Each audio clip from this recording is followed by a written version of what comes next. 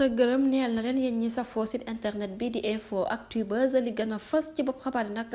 dañ koy doore kat yi nga xamante ne rek kii di Emmanuel Macron daal dina koy yëkkati nag di sargal kor Marème Faye Sall moom Macky Sall la mu daal di xam ne rek mooy Macky Sall moom kott dong rek moo ñemee toog ci en tant que nag président yi nekk ci Afrique wërngal këpp rek ne moom du def li nga xamante ne nag moom mooy troisième mandat mbir mu nu mel nag ma ngi koy rafet lu baax ndax kii di Macky Sall bu defee lu nu mel rek dafay jàpp ne nag moom Macky Sall ci boppam rek jàmm réewam nag moom moo ko ñor ba tey rek Emmanuel Macron mu ngi koy jaajëfal bu baax ci pas-pas bi nga xamante ne rek daal dina koy am waaye nag mu wuutee lool gis-gis ak kii di Amadou Ba nekk responsable ci parti bi di Pastef la mu daal di xam ne rek mooy c'est la première fois nag ci taarixu politique rek Macky Sall ñu fal ko nag niveau international te amul benn ministre boo xamante ne wala DG rek daal dina yëkkati ay kàddu félicité ko wala moo tatagal ko ndax gisul kenn ku posté ci Facebook ni Twitter la mu daal di xam ne rek mooy nomination bu nu mel rek buñ ko xoolee ba ci biir rek nekkul loo xamante ne rek lu sincère la waaye nag nekkul sax ab victoire ba tey rek la mu daal di xam ne rek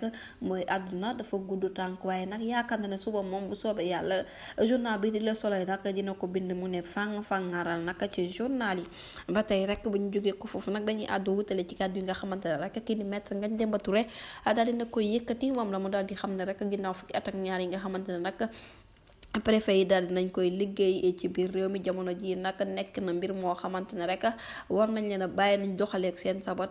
ñu doxalee seen sago waaye ñoom tamit nag war nañoo fexe rek ba li nga xamante ne moom mooy yoon desuwaat nag ci biir réew mi kon nag kii di Macky Sall nag le fait que mu renoncé woon troisième candidature am bi nga xamante ne jaaru yoon waaye lenn kese nag moom moo ko ci ñor fexe rek ba seppi kii di Ousmane Sonko ngir mu bañ a bokk ci élection présidentielle ñu dund ba tey rek la mu daal di xam le ma Ngagne Demba Touré mooy kii di Macky Sall musul liggéeyal askanam li ko ñor daal leen kasala rek ngir liggéeyal li nga xamante ne nag ñoom ñooy réewu tubaab yi lu ci mel ni France kon nag Macky Sall vrai fédère bu noir la di kàddu kii di Ngagne Demba Touré bu ñu jógee ko foofu nag dañuy àddu rek wutali waate foofu ci diwaan bu Sédhiou patriote yi nag ni ki tey ji dañoo mer bu futu rek waral ñu wàcc ci mbedd mi di sàkku nag ñu bàyyi képp koo xamante ne rek ab détenu politique nga rawatina nga nekk foofu ca Sédhiou ak ki ci mel ni nag Keba Seydi Mamadou Lamine Da Boubacar Sow ak ñi nga xamante ne ay patriote lañ jamono ji nag ñu ngay sàkku ñu bàyyi képp koo xamante ne rek tëj nañ la ak ki nga xamante ne nag moom mooy Ousmane Sonko jërë ngeen jëf ci teewlu bi bu leen fàtte abonné